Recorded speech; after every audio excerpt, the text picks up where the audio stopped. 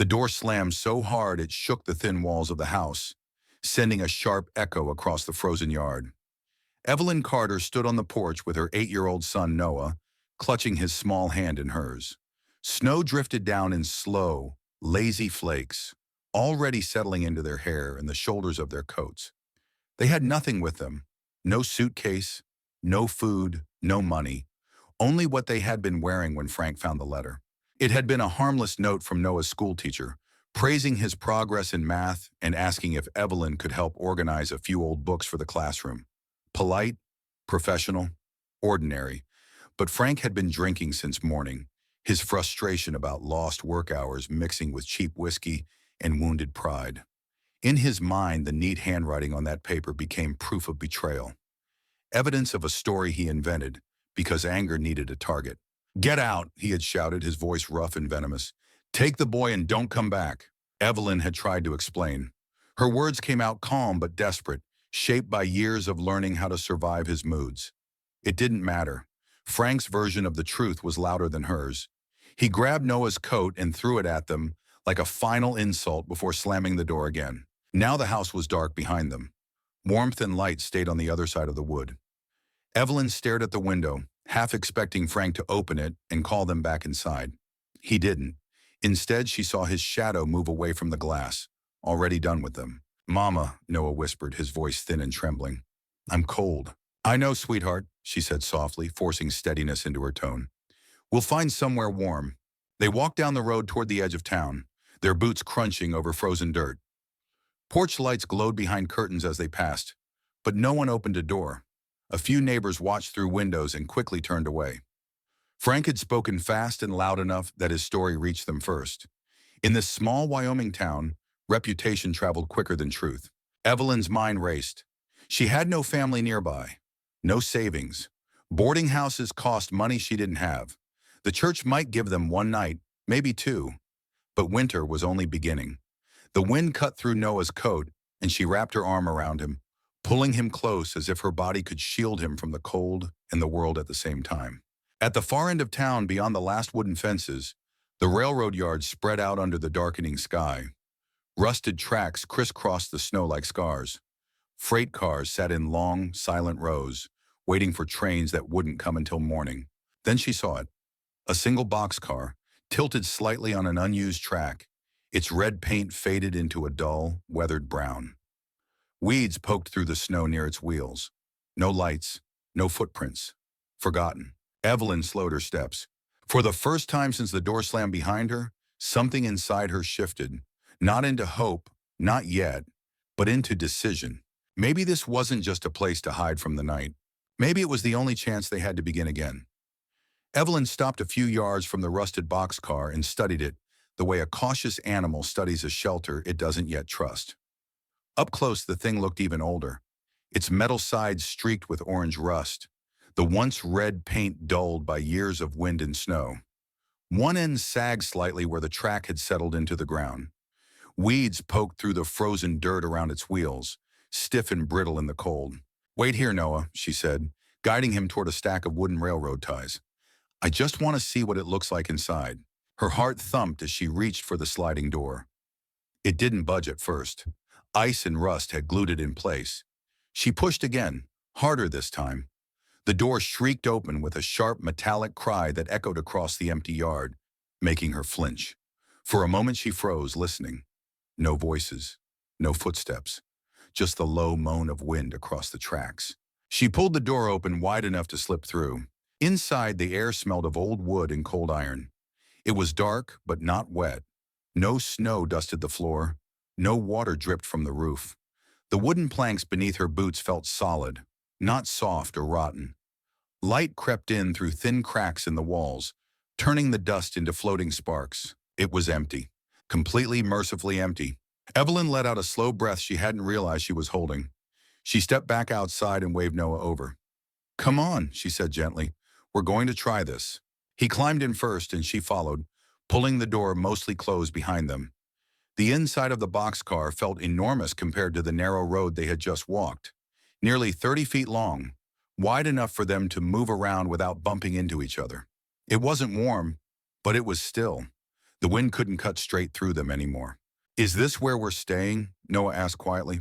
Evelyn knelt beside him, brushing snow from his hair. For tonight, she said. Then after a pause, maybe longer. They huddled together in the far corner, wrapping Noah's coat over both of them and using Evelyn's thin shawl as an extra layer. The cold pressed in from the walls like a living thing. Every sound felt louder. The creak of metal, the distant whistle of a train somewhere far away. Evelyn didn't sleep. She watched the pale light fade from the cracks and thought about what came next. When dawn finally bled into the boxcar, she stood and looked at the space with new eyes. It was raised off the ground. That meant less damp, less cold creeping up from the earth. The walls were thick boards backed by iron. The roof held. No snow inside, no puddles. This could work, she murmured to herself. Noah sat up, rubbing his eyes. Work for what? For living, she said, surprising herself with the word. She walked the length of the boxcar, counting steps, touching the walls, noting the gaps where light leaked through. Those could be stuffed with something. Rags, paper, anything. The door could be closed tighter at night. A small fire if she was careful. Maybe. Her mind shifted from fear to calculation, from panic to planning. Okay, she said, her voice firmer now. We need things, warm things, and food. We don't have money, so we're going to have to be clever. They spent the morning searching the edges of the rail yard and the nearby dump. What others had thrown away, Evelyn studied like treasure. Burlap sacks with holes in them, old newspapers bundled with twine, a cracked mirror, a dented tin cup, pieces of wood from broken crates, a half-used candle, rusty nails scattered in the dirt. Noah grew quiet as he worked, his small hands turning over each find like it might be magic. Mama, look, he said, holding up a slate with a chipped corner. For my lessons. Evelyn swallowed hard and nodded. That's perfect. By afternoon, they had dragged their collection back to the boxcar. The space no longer looked abandoned. It looked claimed. As Evelyn began stuffing burlap into the cracks between the boards, the boxcar stopped feeling like a hiding place. It began to feel like the first piece of something they were building. By the second night, Evelyn realized that shelter alone wasn't enough. The boxcar blocked the wind, but the cold still crept in through the walls like a slow, patient enemy. Noah's lips had turned pale by evening, and his fingers stayed curled inside his sleeves. They needed fire. Evelyn counted her matches in the pocket of her coat. 3, that was all. 3 thin sticks of sulfur and hope. She had no choice but to make them matter. The next morning, she walked with Noah to the frozen creek a quarter-mile away and carried back flat stones, one at a time, her arms aching by the third trip. She built a small ring in the far corner of the boxcar, as distant from the wooden walls as she could manage. Inside it, she laid scraps of newspaper and bits of crate wood they'd collected. She opened the door just enough to let air move through, then wedged a loose board near the roof with a stick to make a narrow gap. Stay back, she told Noah, her voice tight. When she struck the match, the flame leaped up bright and sudden. For one terrible second, she imagined the whole boxcar going up in smoke. But the fire stayed small. The smoke rose and drifted out through the cracks she had left open. The stones warmed. The air changed. Noah held his hands toward the fire, his eyes wide. It's working. Evelyn nodded, though her heart still hammered. Slow and careful, she said. That's how we do everything now. Food was harder. The first day they had nothing but melted snow and the last heel of bread from Evelyn's pocket. Her stomach twisted with hunger, but she tore the bread in half and handed the larger piece to Noah. He ate quietly, not complaining, which somehow made it worse. On the third day, she swallowed her pride and walked to the back door of the boarding house near Main Street. Mrs. Liu, the cook, answered. Her eyes flicked to Noah standing behind his mother, his coat too thin for the weather. I burned a pot of stew, Mrs. Liu said after a long moment. Can't serve it. The stew smelled rich and warm. Evelyn understood the lie and accepted it without arguing. From then on, there was often something burned or overcooked waiting near closing time. Soup, bread. Once, a whole chicken that had supposedly been seasoned wrong. Evelyn made it last. She learned to stretch broth with melted snow and to save bones for another boil. She set simple wire snares near the creek, half remembered from stories her father used to tell. Some mornings, Noah came back with a rabbit swinging from his hand, his face glowing with a strange mix of pride and sadness. Evelyn skinned and cooked it, forcing herself to be practical, not gentle. Nothing was wasted, not meat, not fur, not even sinew. Inside the boxcar, their world took shape. Evelyn stacked broken crates along one wall for storage. She laid straw beneath a wooden pallet to lift their sleeping space off the cold floor. On top of it, she layered scraps of wool, newspapers, and the torn tarp they'd found. It wasn't soft, but it held warmth. The cracked mirror hung from a nail near the door, catching light from the candle and making the space feel bigger. Noah found a book with water-stained pages and a chipped slate. In the evenings, by the weak glow of the oil lamp Mrs. Lou had traded for a rabbit pelt, Evelyn taught him letters and sums. "Are we poor?" he asked one night, his voice small but serious. Evelyn looked around the boxcar, at the fire, at the bed they had built, at the food simmering in the dented pot. "No," she said quietly, "we're just starting over." The wind howled outside, rattling the metal walls. Inside, the fire snapped and glowed. Their home was still rough and fragile, but it was theirs. And for the first time since the door had slammed behind them, Evelyn felt something close to control. By midwinter, the cold turned merciless. Nights dropped so low that even their careful fire struggled to push back the chill. Frost crept along the inside walls of the boxcar like pale veins, and the metal groaned as the temperature sank. Evelyn learned to wake before dawn to stir the coals, coaxing heat from what little fuel they had left. Some mornings her fingers felt like carved wood before the warmth returned. Yet the boxcar no longer felt like a hiding place. It felt organized, lived in. Evelyn stitched scraps of burlap and wool into a thick curtain for the door, creating a crude airlock that kept the worst of the wind outside. She lined the largest gaps in the walls with rolled newspapers and packed straw beneath their sleeping platform. A crate near the fire became their table.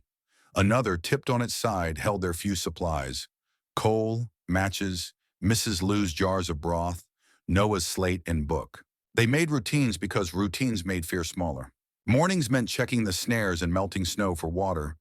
Afternoons meant gathering fuel and searching the rail yard for anything useful: fallen boards, spilled coal, bent wire.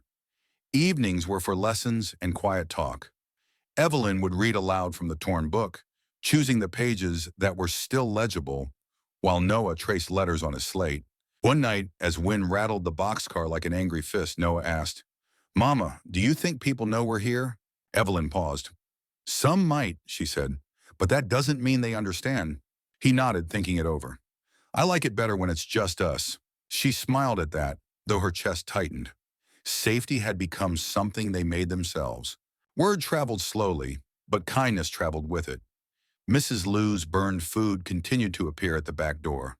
A shopkeeper traded an old oil lamp for 2 rabbit pelts. Another woman left a bundle of worn clothes near the tracks without saying a word. Not everyone believed Frank's story anymore. Survival had a way of changing opinions. Evelyn began mending in the evenings, using thread pulled from old sacks.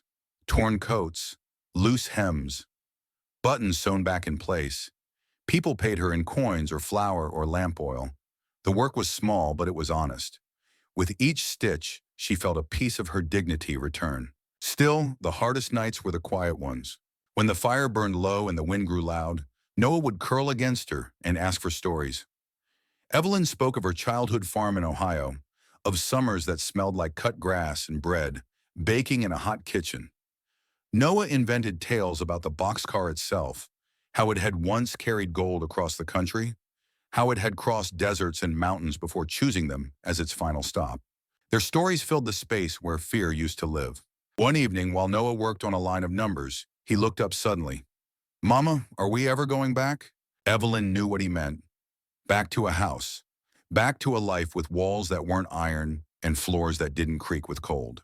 "I don't know," she said honestly, "but we're not waiting for anyone to save us." He studied the fire, thoughtful. "I think this is our house now." The words landed heavier than she expected. She looked around at what they had built, at the patched walls, the lifted bed, the steady flame, at the proof of every hard choice she had made since that night on the porch. "Maybe it is," she said softly. Outside, snow fell thick and silent, bearing the tracks of their early weeks. Inside, the boxcar glowed with lamplight and quiet effort. They were no longer just surviving storms. They were shaping something lasting, piece by fragile piece. By the time winter began to loosen its grip, Evelyn hardly recognized the boxcar from that first night. What had once been a cold, hollow shell now held the shape of their lives. The door curtain kept the wind out. The raised bed stayed warm through the night. A small shelf near the fire held their dented pot, the tin cup, and Noah's slate. Even the cracked mirror on the wall seemed to shine with quiet pride. Spring arrived slowly, as it always did in Wyoming. The snow thinned into patches and the sun stayed up a little longer each evening. One morning, Noah burst through the door with a grin. "Mama, there's a bird on the rail outside." They stood together in the doorway, watching it hop along the rusted track. For the first time in months, the air didn't bite. It smelled like thawing earth and iron warmed by sunlight. With the few coins she had saved from mending work, Evelyn went to see a lawyer Mrs. Liu had mentioned. The railroad hadn't touched the boxcar in years. It sat on forgotten land, unwanted and unclaimed. The paperwork took most of her money, but when she held the document in her hands, her knees nearly gave way. It wasn't just a shelter anymore. It was theirs. She pinned the paper beside the mirror. Noah traced their names with his finger. "That means nobody can make us leave, right?" "That's right," she said. "No one can take this from us." They built a small porch from scrap boards and planted a tiny garden beside the track. Beans, onions, whatever seeds Evelyn could trade for. The boxcar's dull brown sides gained a thin coat of paint mixed from leftovers and barter. People passing the rail yard slowed down now. Some nodded, a few even smiled. Frank never came back. He left town chasing rumors of work somewhere west. When Evelyn heard, she felt no anger, only distance. The life she had built no longer had room for him. One evening, as the sky turned gold and purple, Evelyn and Noah sat on their porch with a bowl of rabbit stew between them. "I like our house," Noah said simply. Evelyn looked at the tracks stretching into the distance, then back at the boxcar behind them. "So do I." It wasn't the house she had imagined for herself years ago. It didn't have lace curtains or a wide kitchen, but it had been shaped by their hands and their choices. It had held them through hunger, through cold, through fear. It had taught them that being thrown away didn't mean being worthless. They had taken something abandoned and made it belong to them. And maybe that was the real miracle. Now let me ask you something. If you were forced to start over with nothing, no money, no help, no place to go, do you think you could build a home the way Evelyn did? Would you survive, or would you give up? Stories like this remind us that home isn't always four perfect walls. Sometimes it's the courage to stay standing when everything is taken from you. If this story moved you, don't forget to subscribe to the channel and turn on notifications so you don't miss the next one. And leave a comment below. What would you build if the world left you with nothing but your hands and your will to live?